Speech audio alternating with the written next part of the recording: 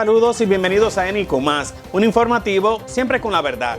Hoy es viernes 5 de febrero y así luce el panorama para este día.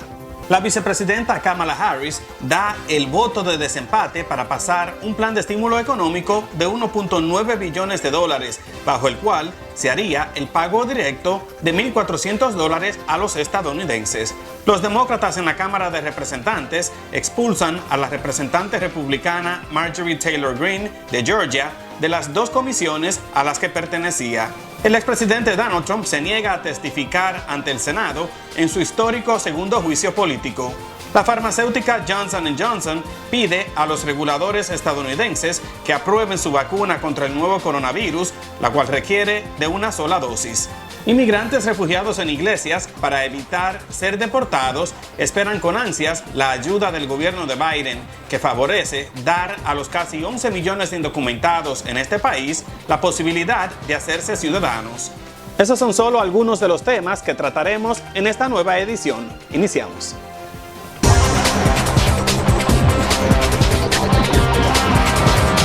En Estados Unidos, el Senado aprobó una resolución que permite a los demócratas avanzar con el proceso de reconciliación presupuestaria y aprobar el plan de estímulo económico de 1.9 billones de dólares sin el apoyo de los republicanos.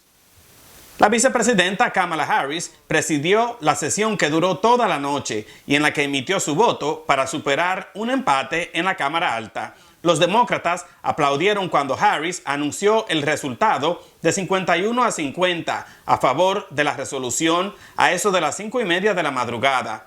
Durante la sesión, los senadores votaron sobre decenas de enmiendas como el aumento del salario mínimo a $15 la hora, una enmienda propuesta por un grupo bipartidista de senadores que evitaría que los contribuyentes de mayores ingresos sean elegibles para recibir el pago directo de $1.400, pasó con una votación de 99-1. Pero esta enmienda no es vinculante y no significa que los requisitos de elegibilidad se cambiarán en el paquete final. Aún así, la aprobación de un aumento salarial podría resultar difícil y la aprobación final depende de que todos los senadores demócratas la apoyen, por lo que el senador Bernie Sanders prometió seguir promoviéndola. El estímulos que ha pasado ahora en el Senado va a ayudar a las personas común y corriente. Esta no es basada en la agenda de los billonarios, es basada en la agenda de Doña Juana, de las personas común y corriente que realmente hacen que esta economía se mueve. Así que esto realmente es una victoria para personas que realmente necesitan este dinero y que realmente va a ayudar a nuestra economía. El enorme paquete financiero incluye $400 mil millones para combatir directamente el coronavirus, acelerar las vacunas y reabrir las escuelas cerradas dentro de los 100 días posteriores a su aprobación. La Cámara de Representantes ahora tendrá que votar nuevamente sobre la versión separada después de aprobar la versión inicial el miércoles. Con una votación de 230 a 199, la Cámara de Representantes expulsó a la legisladora republicana Marjorie Taylor Greene de las dos comisiones a las que pertenecía. 11 republicanos se unieron a los 219 demócratas para aprobar la expulsión de Greene de las comisiones de Educación y de Trabajo y Presupuesto, una sanción sin precedentes que los demócratas aseguraron que la congresista se ganó al esparcir teorías de conspiración violentas y cargadas de odio, subrayando el embrollo político en el que sus comentarios incendiarios metieron a su partido. Casi todos los republicanos votaron en contra de la medida demócrata, pero ninguno defendió su largo historial de publicaciones indignantes en las redes sociales, lo que sucedió con frecuencia durante la presidencia de Trump. En la sesión legislativa se resaltó el revuelo y las complejidades políticas que Greene, una experta en provocar a los demócratas, la autopromoción y la recaudación de fondos de campaña, ha desatado desde que se convirtió en candidata a representante el año pasado. I'm here to tell you that I voted yes on a motion to strip Marjorie Taylor Greene of all of her committees. She is the single greatest embarrassment to the United States Congress. Estoy aquí para decirles que voté a favor de una moción para despojar a Marjorie Taylor Greene de todos sus comités. Ella es una de las grandes vergüenzas para el Congreso de los Estados Unidos. Ella no es digna del cargo que ocupa. La mayor lección aprendida el pasado 6 de enero es que las palabras y las ideas importan. Según el FBI, el extremismo impulsado por la teoría de conspiración es una amenaza creciente en los Estados Unidos y el FBI ha citado específicamente el desafío de QAnon. Que un miembro del Congreso como Marjorie Greene acoja abiertamente un movimiento como este que inspira el extremismo es una traición al juramento del cargo y Marjorie Greene no tiene nada que hacer en el Congreso de los Estados Unidos, dijo el representante por Nueva York, el demócrata Richie Torres. Sin embargo, en un momento fascinante, la republicana novata, que representa a una región sumamente conservadora de Georgia, tomó el pleno de la Cámara Baja para defenderse a sí misma, tratando de distanciarse de sus palabras del pasado. Con el rostro cubierto con una mascarilla, con las palabras libre expresión, ofreció una mezcla de retractaciones y señalamientos. And if this Congress is to tolerate members that condone riots that have hurt American people, attacked police officers, occupied federal property, contradiciendo sus propias publicaciones en redes sociales, dijo que cree que los ataques terroristas del 11 de septiembre de 2001 en Nueva York y las masacres en escuelas fueron reales y que ya no cree en las teorías de conspiración de QAnon, entre las que se incluyen falsedades acerca de supuestas redes de pedofilia dirigidas por demócratas, pero no se disculpó explícitamente por las declaraciones que ha publicado en Internet en las que respalda otros temas, como la ocasión que debatió sobre que la presidenta de la Cámara de Representantes, Nancy Pelosi, fuera asesinada, o la posibilidad de que rayos espaciales controlados por los judíos hubieran causado incendios forestales. También se proyectó como una víctima de las grandes compañías de medios de comunicación.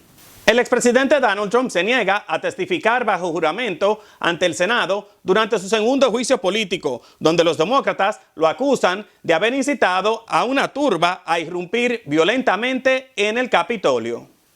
Aunque los demócratas podrían no tener la autoridad para obligar a Trump a declarar, los legisladores podrán utilizar en su contra el derecho a testificar a medida que argumentan que el exmandatario ha evadido la responsabilidad por sus acciones. Un asesor del exmandatario afirmó que el juicio era un procedimiento anticonstitucional y que Trump no testificará. El expresidente enfrenta un cargo de incitación a la insurrección después de que sus simpatizantes tomaron por asalto el Capitolio el pasado 6 de enero para interrumpir la certificación del triunfo del presidente Biden en las pasadas elecciones, hecho que dejó un saldo de 5 muertos. Antes de los disturbios, Trump había dicho a sus simpatizantes que lucharan con todo para revertir su derrota electoral. Sin embargo, los abogados de Trump negaron que el exmandatario hubiera incitado la revuelta y aseguraron que éste había, cito, realizado un trabajo admirable como presidente, haciendo en todo momento lo que consideró era lo mejor para el pueblo estadounidense. El expresidente Trump, primero, no tiene por qué ser enjuiciado por ser totalmente inconstitucional el procedimiento que quieren seguir. Eso lo hemos hablado anteriormente.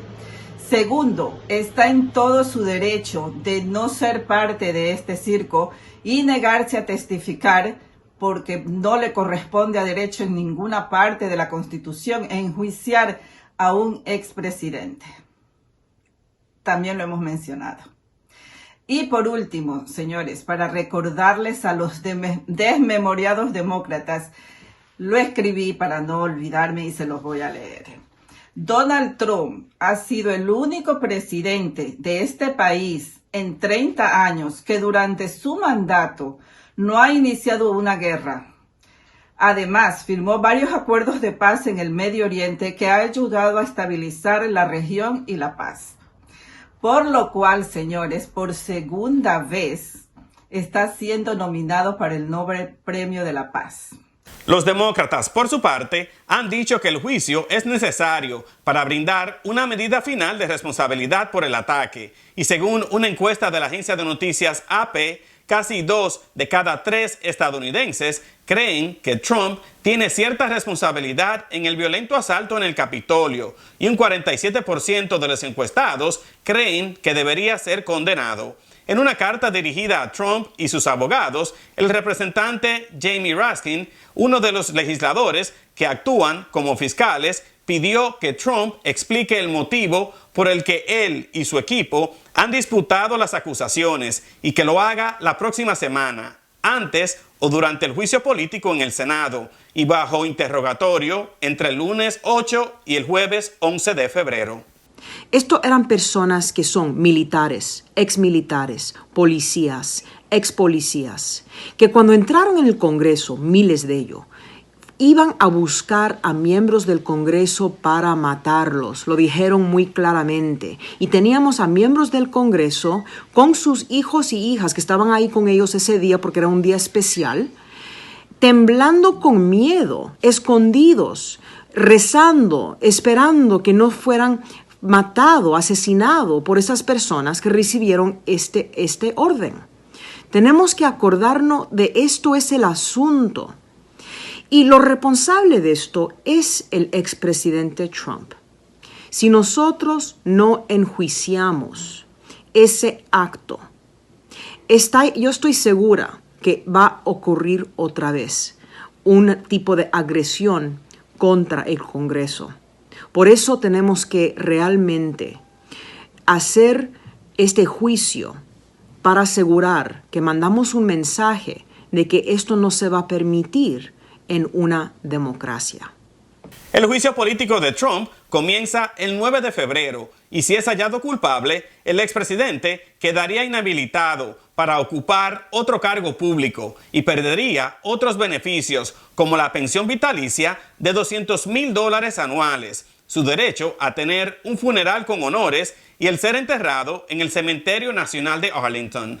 Una empresa de tecnología electoral demandó por $2.700 millones a la cadena de televisión Fox News a 3 de sus principales conductores y a 2 exabogados del expresidente Donald Trump, el exalcalde de la ciudad de Nueva York, Rudy Giuliani, y Sidney Powell.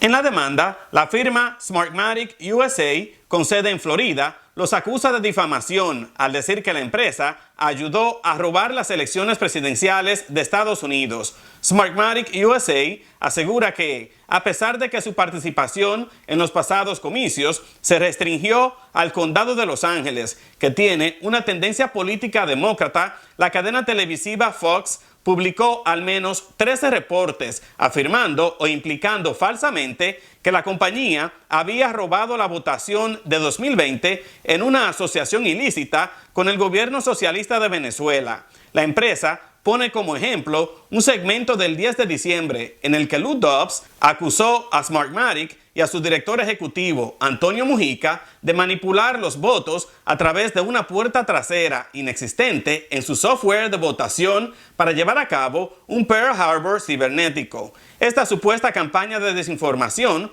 continuó incluso después de que el entonces secretario de Justicia, William Barr, dijera que su departamento no pudo encontrar evidencia de un fraude electoral generalizado. El 25 de enero, otra empresa de tecnología electoral, Dominion Voting Systems, también demandó a Giuliani y Powell por $1.300 millones. La tecnología de Dominion se utilizó en 24 estados y la empresa también se vio implicada en las acusaciones infundadas de Trump de fraude electoral. La farmacéutica Johnson & Johnson pidió a los reguladores estadounidenses autorizar la primera vacuna contra el COVID-19 de una sola dosis, una opción de uso más sencillo que podría ayudar a solucionar los problemas de la escasez.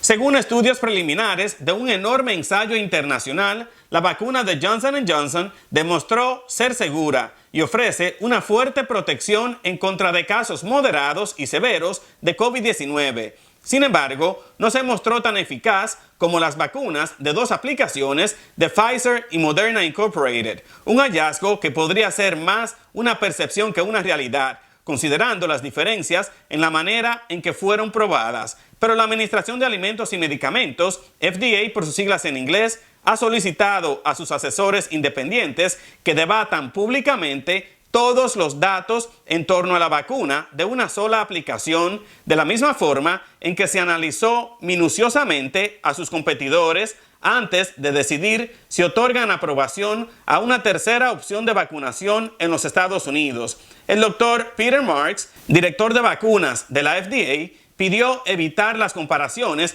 antes de contar con toda la evidencia.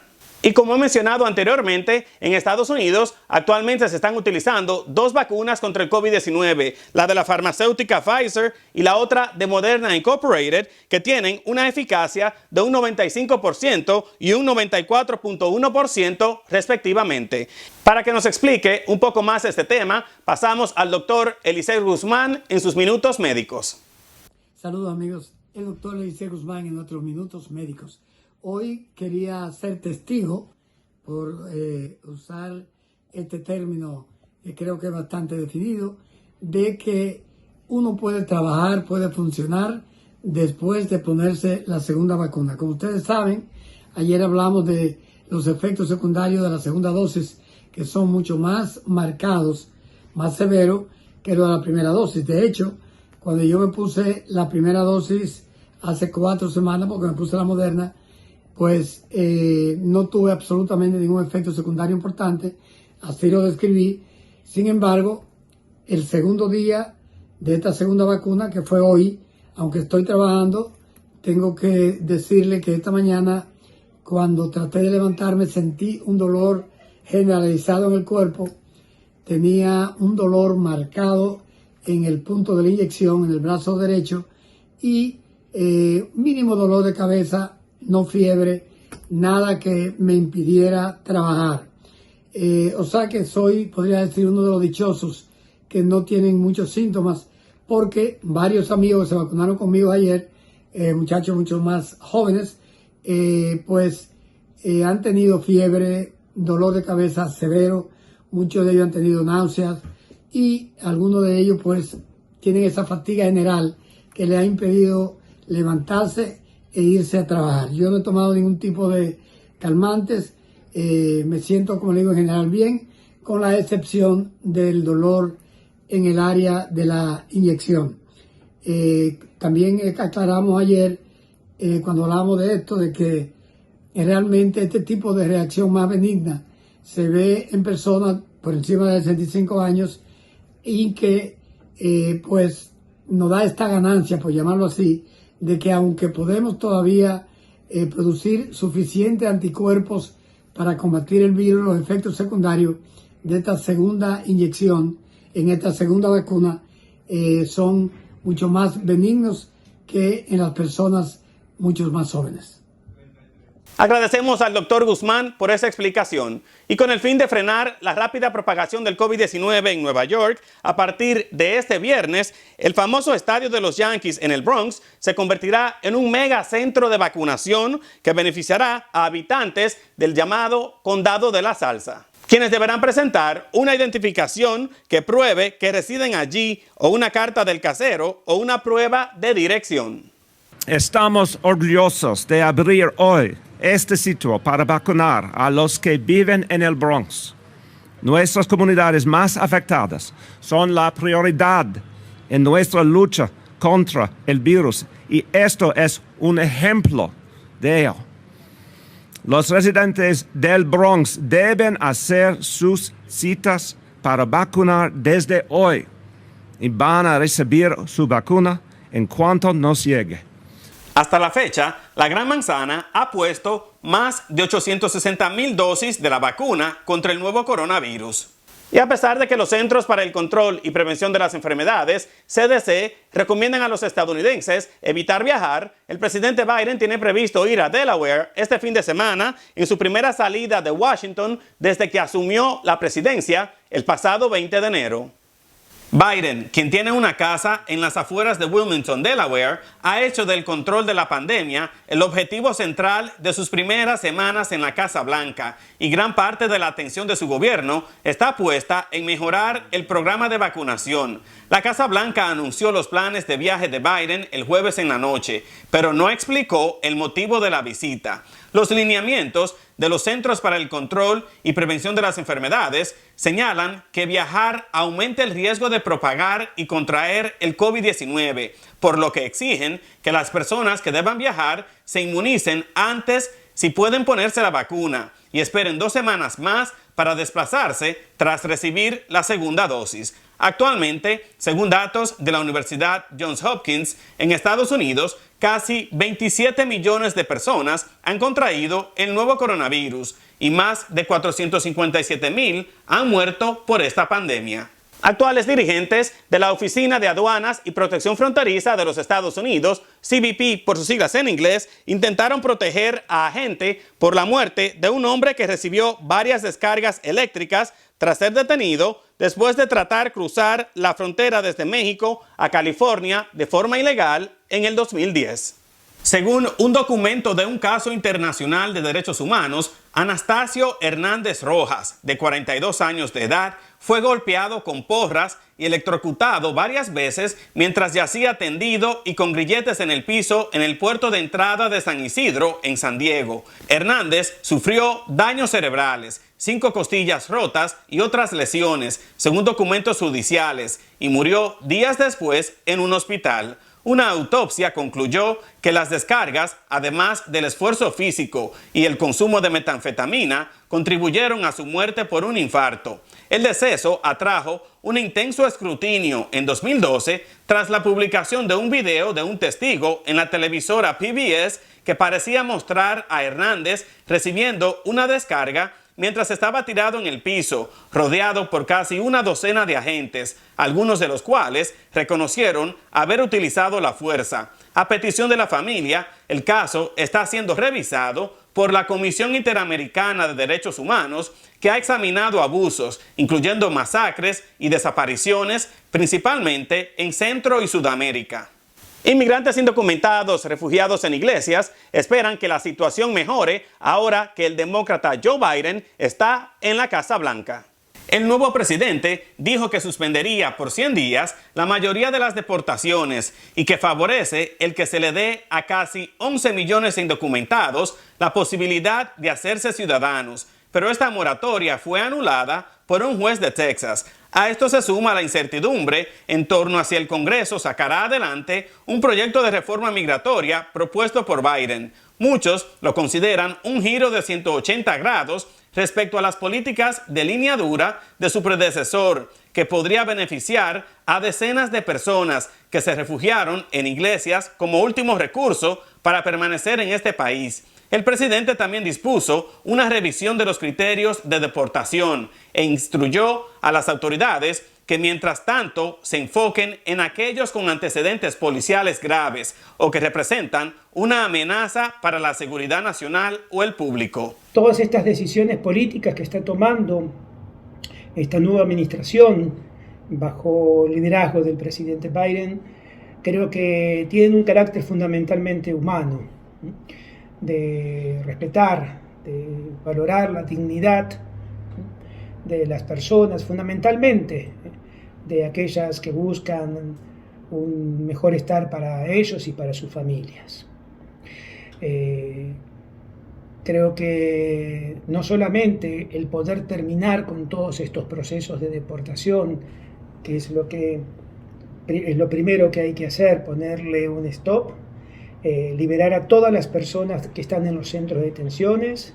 Creo que hay que cerrar todos los centros de detenciones y todos los centros de menores, fundamentalmente para poder terminar con todo este tema de lo que son las separaciones de familias. Históricamente, los agentes del Servicio de Inmigración no se presentan en iglesias, escuelas y parques infantiles en busca de inmigrantes indocumentados. En el 2011, el gobierno de Obama prohibió que lo hiciesen. Según datos del Servicio Mundial de Iglesias, un ministerio que ayuda a preparar a las iglesias para albergar inmigrantes, actualmente hay por lo menos 38 personas refugiadas en centros religiosos y en determinado momento, bajo el gobierno de Trump, hubo más de 70. La pasada administración asumió una postura mucho más dura y detuvo a un inmigrante indonesio en una iglesia el año pasado. También multó con hasta $500,000 a varias personas por buscar refugio, acusándolas de no acatar la orden de irse del país, tras una demanda presentada por activistas de Texas, Ohio, Utah y Virginia. Las multas fueron reducidas a $60,000 cada una. Aún así, los activistas dicen que no pueden pagarlas. Tras 2 semanas del nuevo gobierno, la mayoría de los estadounidenses tienen que tener algo de confianza en el presidente Biden y en su capacidad para manejar las múltiples crisis que enfrenta este país, incluyendo la pandemia del nuevo coronavirus. De acuerdo con la nueva encuesta de la agencia de noticias AP y el North Center for Public Affairs Research, el 61% aprueba la manera como Biden realiza su trabajo en los primeros días desde su investidura, aunque casi todo el apoyo a Biden proviene de los demócratas en una época de profundas divisiones nacionales. Cerca del 25% de los republicanos dicen que aprueban su gestión inicial. Según encuestas de la firma Gallup, casi todos los presidentes modernos han mostrado tasas de aprobación de 55% durante los primeros 3 meses de gestión. La única excepción fue Donald Trump, cuya tasa de aprobación nunca superó el 50% en esos sondeos, ni siquiera en el inicio de su presidencia. ¿Qué capacidad puede tener una persona que recibe órdenes por medio de un audífono en el oído? ¿Qué capacidad puede tener una persona que ni siquiera puede coordinar bien las cosas? Que cuando estuvieron en campaña, él fue uno de los primeros en decir, pero eso no lo dicen las noticias comprometidas. Lo dijeron una sola vez y no salió más. Que el mismo presidente Obama ya tenía todo preparado para el fraude que iban a hacer. Lo dijo, pero no lo volvieron a repetir. ¿Qué confianza puede tener un pueblo que en su mayoría votó por el expresidente Donald Trump? Entonces, pues para mí no tiene ni confianza ni credibilidad el Partido Demócrata. Aunque Biden heredó de Trump una nación profundamente hundida en una crisis sanitaria y sus secuelas económicas, al igual que en la lenta producción de vacunas cruciales y las consecuencias del asalto al Congreso, cerca del 75% de los estadounidenses dicen tener algo de confianza en la capacidad de Biden para mejorar la situación, mientras el resto no la tiene en absoluto. 8 de cada 10 tiene al menos cierta confianza en que la nueva administración incorporará la asesoría de expertos y asesores en la toma de importantes decisiones, y 2 de cada 3 encuestados tienen confianza en que Biden será capaz de manejar la economía y el empleo. Lo mismo dicen en materia de salud, relaciones raciales y cambio climático. Continuamos esta nueva edición con noticias internacionales. El gobierno de México reportó un aumento en el tráfico de armas desde los Estados Unidos hacia el país azteca. Esto apunta a un cambio en las necesidades de los grupos criminales.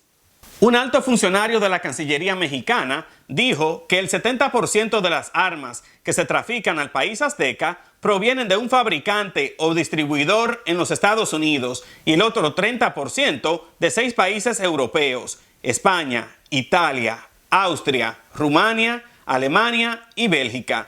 Las autoridades estiman que en la última década, desde Estados Unidos, han entrado de manera ilegal a México entre 250,000 y 280,000 armas de fuego anualmente, las cuales llegan a manos de grupos del crimen organizado. El 15% de estas armas provienen del estado de Arizona, especialmente de la ciudad de Nogales. México es cuna de algunos de los cárteles de drogas más poderosos del mundo, los cuales también son señalados por las autoridades como los principales responsables de la violencia que afecta diversas zonas del país y de utilizar armas ilegales.